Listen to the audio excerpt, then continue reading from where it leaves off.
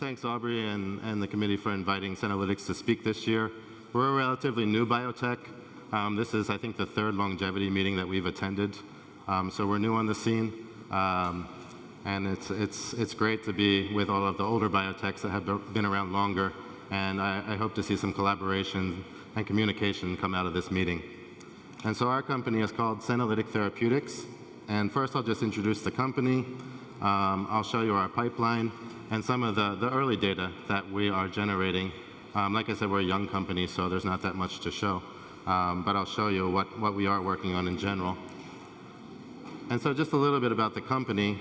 Our main academic founder is Manuel Serrano, who I think most of the people in the senescence field know. Manuel was actually supposed to give this talk, but he wasn't able to come, so that's why I'm here. I'm the CSO of Senolytics and did a postdoc in Manuel's lab for many years. And so Manuel's very famous in the field of senescence because he made some seminal contributions to the field, namely the cloning of the p16 tumor suppressor, which we all know is a marker and main inducer of the cell cycle arrest in senescent cells. He also described the concept of oncogene-induced senescence early on in his career, and most recently has been studying the effect of senescent cells in cellular plasticity and reprogramming. And so we have a presence in both Barcelona and in Boston, and I'll explain the Boston connection on the next slide. And so I work out of Barcelona, and as you can see from the pictures below, there's Barcelona, there's Boston. I choose to do things in Barcelona for obvious reasons. But I do visit Boston on occasion. Actually, I was just there for 6 weeks, but then came back to Barcelona. And so the core Senolytics team, who are we? Our CEO is named Marc Ramos. He's also based in Barcelona with myself. And then we also have a drug development director, as well as chief business officer and CFO, who are based in Boston, and a stupendous aging advisory board.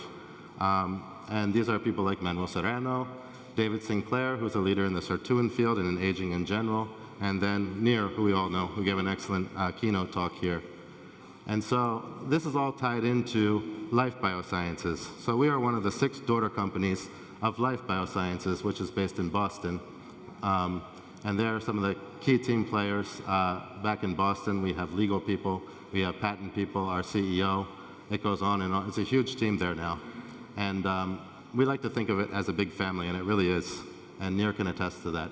And so what does Life Biosciences do for us? What do we do for them? Well, they're a source of capital, number one.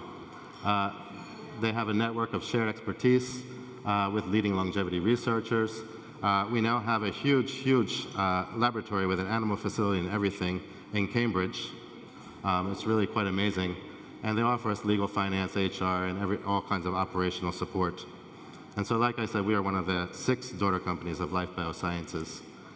And so, as Nir alluded to during his talk, Life is taking the approach of attacking the 8 major hallmarks of aging. And I have the European version here. I wasn't aware that there was a European and a US version, but this is the European version. And actually, Manuel is one of the authors on this seminal paper, The Hallmarks of Aging. And so, of course, we are the senescence company. We are attacking senescence. And I'm sure Judy can give a better introduction to senescence than I can. Maybe she should have gone first. But I'll just give a general flavor for what senescence is. I'm sure it doesn't even need an introduction. First, I just wanted to give a definition of what a senescent cell is according to us. Well, a senescent cell is basically a damaged cell all the time. It's undergone a durable cell cycle arrest in response to that damage, presumably to prevent the proliferation of the damage that it's incurred. It's resistant to apoptosis, and importantly, it has a very secretory phenotype known as the senescence-associated secretory phenotype. And many think that this is the key pathological process that really drives disease, where you can find senescent cells. And underneath, I just put this picture here of the typical SA beta-gal staining of a senescent cell that everybody's familiar with. It's one of the key hallmarks of a senescent cell. They have a big lysosomal mass, thereby staining heavily for beta-galactosidase. And so senescent cells actually evolved to serve a healthy purpose, and in a healthy individual, when they arise, as you can see up top there, they arise, they do their thing in wound healing, in injury, But then they need to be cleared. They can't stick around. That's what leads to pathology, so that regeneration can take place. But you can see the detour on the bottom there, which is called maladaptive senescence. These are pathological situations. This is aging, when the senescent cells are not cleared for reasons we're still discovering. And when senescent cells still hang around, they cause things like fibrotic diseases. So many of the strategies now are to get rid of those senescent cells. I think the first line of approach was Senolytics, just kill them. But now we're starting to think of other approaches, such as xenomorphic drugs, which modulate that SASP, which is the important disease-driving feature of the senescent cell that I previously referred to. And then I think even more interestingly these days, a line of work that we're getting into is training the immune system or modulating the senescent cell so that the immune system can clear it naturally. And I think that this is a really interesting approach. And on the right here, I just list, there's a human body with a list of diseases that have either been associated with or connected somehow to senescent cells.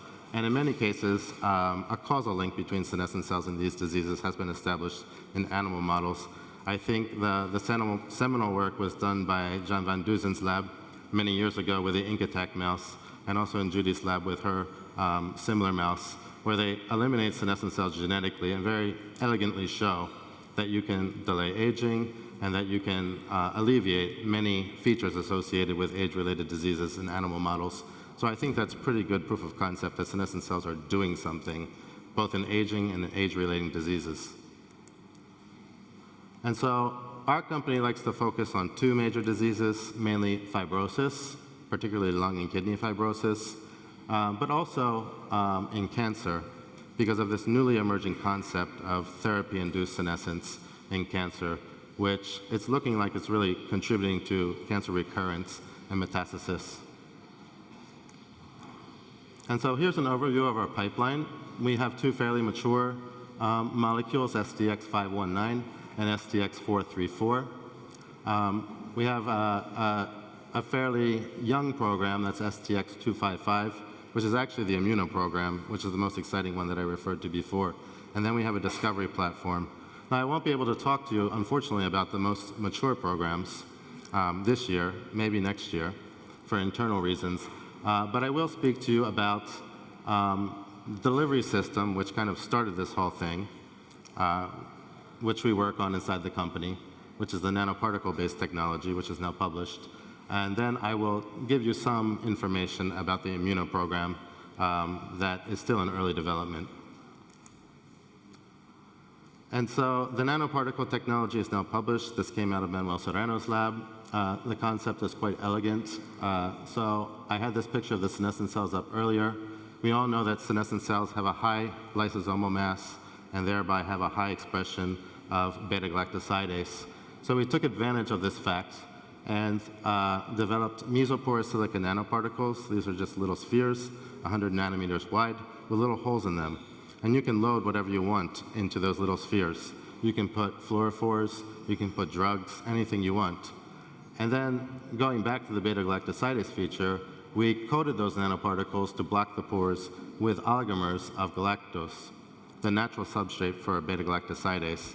So in this way, and you can see on the right here, only when the nanoparticles enter senescent cells, by virtue of that high volume of beta-galactosidase activity, are they uncapped and the cargo is released, as you can see on the right. If the nanoparticles enter a normal cell that's not senescent and has a low level of beta-galactosidase, then the particle is cycled back out without getting uncapped. And so we know that beta-galactosidase is not only expressed in senescent cells, and there are some exceptions to that rule, such as macrophages, and we're aware of that. But as with most drugs, there's always unintended effects. And so the key experiments that really show the specificity of the nanoparticles for senescent cells are in vitro. You can see on the left here that when you load melanoma cells that have been induced into senescence by balbosaglib, with those nanoparticles loaded with rhodamine, you can only see the rhodamine released in the senescent cells on the bottom middle panel there, and you don't really see any release of cargo in the non-senescent cells. This phenomenon can also be observed in vivo. So if we take our favorite lung fibrosis model, that's the bleomycin-induced lung fibrosis model, where we really see a high induction of senescent cells, as shown by the SA beta-gal staining on the top right there.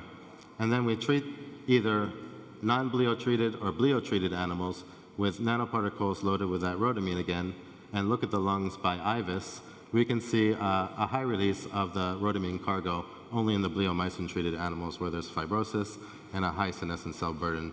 So these really do mark senescent cells in vivo. So another therapeutic trick that we can play with these nanoparticles is to put cytotoxics in the nanoparticles so that when a senescent cell receives that nanoparticle, the cytotoxics get released and it kills the cell. This is a senolytic therapy, and this was kind of our first generation proof of concept tool that we generated to kind of look at the phenomenon of senolytics. And so this is the bleomycin-induced lung fibrosis model.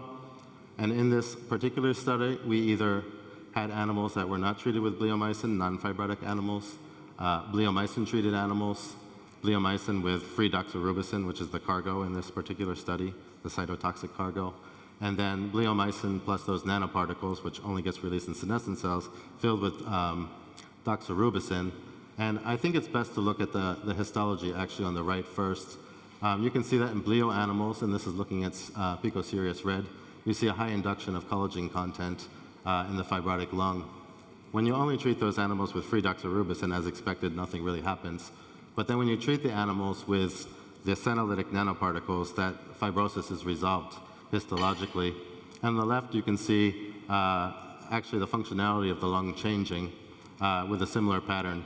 You can see in red, the animals treated with the senolytic nanoparticles completely restore lung function by day 28 when treated with the senolytic therapy. And then below is a very nice 3D reconstruction of some CT scans that were done on the animals. And you can appreciate, I don't think I have a pointer, the pointer's here.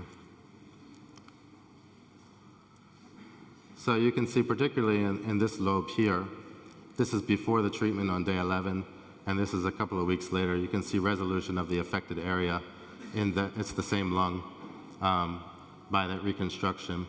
And so that's a nice proof of concept with this particularly senolytic that it can have preclinical efficacy in an IPF model of bleomycin-induced lung fibrosis.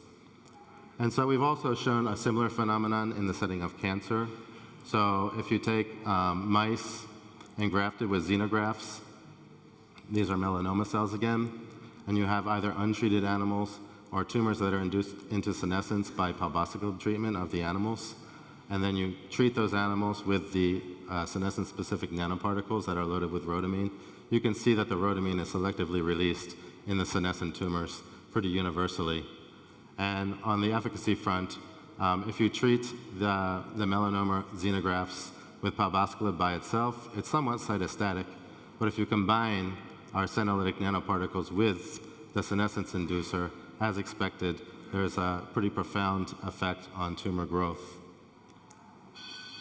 And so that's the story of the nanoparticles. We continue to use that as a tool and are continuing to develop it as both a diagnostic and a potential therapeutic. But I'll move on to the more creative novel concepts that we're looking at, particularly the immuno concept that I was referring to earlier, and show you some early data from that. And so this is a figure taken from a review. And so this concept of immune-mediated clearance of the senescent cells. So when a normal cell gets stressed, it becomes senescent. And in a normal setting, as I referred to earlier, it should be cleared.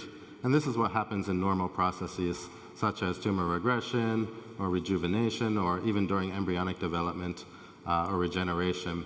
But as I said, if those senescent cells are not cleared, and usually that's due to either some defect with the immune system, or the senescent cell has somehow become clever and learned how to avoid the immune system recognizing it, which is what we think is the case, then you get pathogenic situation like cancer, aging, and fibrotic conditions.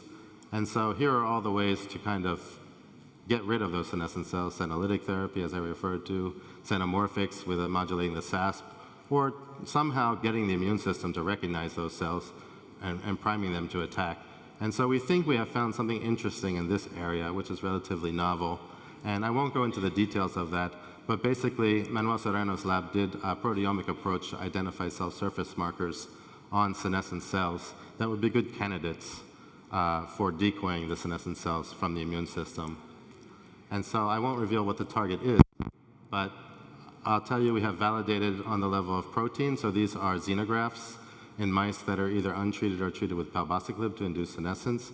You can see a very nice induction of that particular marker on the cell surface, and this is absent in a CRISPR line that we designed to not express that target, so the staining is specific.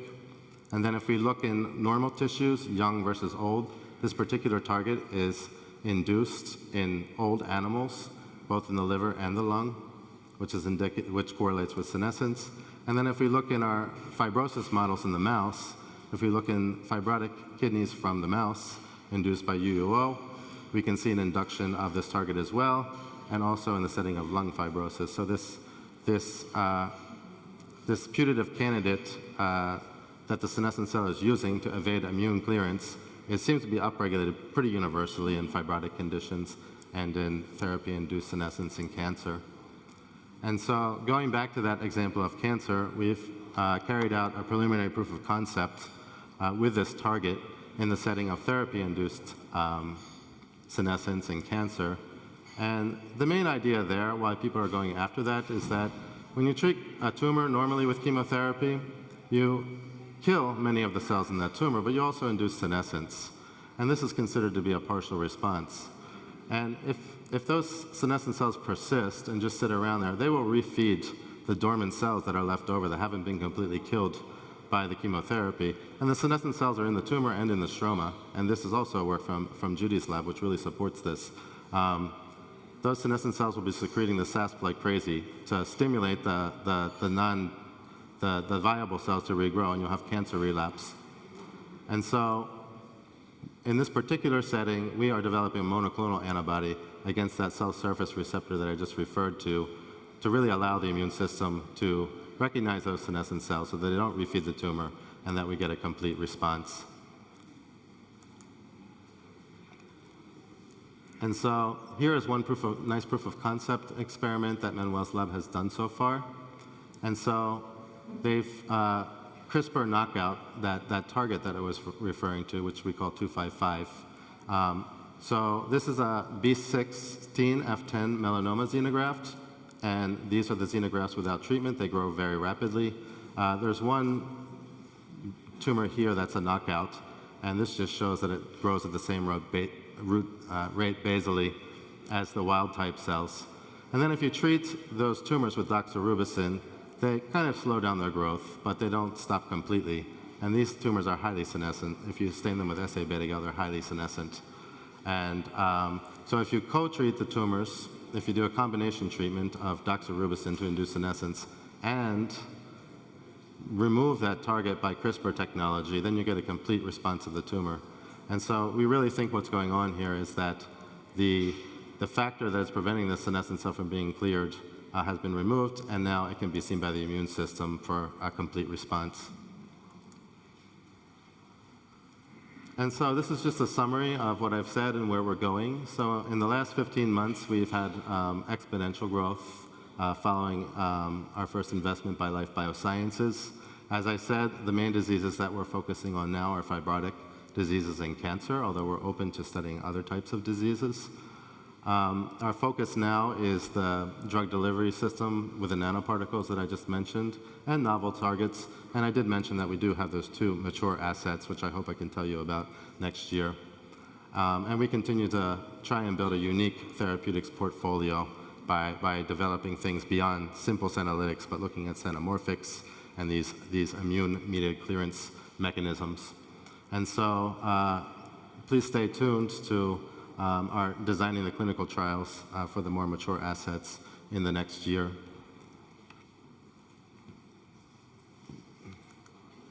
And that's it, and thanks for listening. And you can visit our website if you want to stay tuned to what we're doing. Please feel free to email me or talk to me today or tomorrow. I'll be around until the end of the meeting, and hopefully we can have some great conversation and maybe start some collaborations. I'll be happy to take any questions now. I'm supposed to chair this. Oh, you're the chair. So does... So you said you had 2 programs that you couldn't talk about in detail, one of which was the therapy to prevent the inhibition of immune surveillance of senescent cells. Can you say broadly what the other one was? So I talked about the immunotherapy. Yeah. That's what I mentioned. What's the the 2 other mature one, you're referring to the 2 mature programs. And the other one is? So we have 2 very mature programs that are very close to the clinic. We have the immuno program, which I talked a little bit about. Oh, so you didn't talk about either of those 2 mature? I did not. Okay, and you're going to be completely silent about those. I'm sorry, I can't talk about those at this point in time. Thank you. Great talk. Do you see any necrosis or bleeding in the 2 models, the cancer and fibrosis? Any necrosis or bleeding? Yeah. In what setting? The two setting in the animal. When treated with Senolytics or? Either. It's not something that comes to mind immediately. Yes. So I would say no. Okay. Is there a question over here? Yeah, thanks. In your thinking, what is the overlap, the mechanistic overlap between fibrosis and cellular senescence? The mechanistic, so I think the current thought about the role that senescent cells play in fibrosis is that they secrete profibrotic cytokines via the SASP, things like TGF-beta, which stimulate other myofibroblasts to secrete the collagen and the extracellular matrix that contributes to the fibrosis. That's the current thought. So in IPF, for example, the bulk of the senescent cells are myofibroblasts, fibroblasts, but there's also alveolar type 2 cells there. But in general, I would say it's the fibroblasts and the myofibroblasts secreting the SASP. Thank you. Hi. I was wondering if you have any idea about whether senolytics versus xenomorphics, or even, like you said, innate immunity clearance, which would have your preference, which you think has the most potential, basically? Yeah, so I mean, that's a big question in the field right now, I think. So one potential problem with senolytics, which we are now considering and everybody is considering, is it's kind of a brute force attack. So I just referred to IPF. The senescent cell populations there are the fibroblasts, the myofibroblasts, and the alveolar type 2. So in that setting, you probably want to kill the myofibroblasts and the fibroblasts, but you probably don't want to kill the epithelial architecture. So in that case, I would say maybe xenomorphic would be the preferred approach. And I guess I can reveal that our mature assets are more xenomorphic than senolytic. I would like to know which kind of, if you can share the information about which kind of senolytics you are using to load the nanoparticles. And second, have you checked for the safety of these nanoparticles at every organ levels or not? So the first part, the prototype for the nanoparticle that we have now is just loaded with doxorubicin. We are just now starting to load the nanoparticles with things like navitoclax, which would give the added benefit of having a double layer of specificity to get around things like killing macrophages. But we haven't done too much with other cargos beyond doxorubicin and rhodamine. And the answer to your second question is, we have done short-term toxicity studies, and we have looked at renal function, hepatic function, and hepatic histology, and there doesn't seem to be any effect there. We have not done any long-term studies yet, though. Okay, thank you. Do we have any other questions for Mr. Gash, Dr. Gash? Okay, thank you very much. Thank you.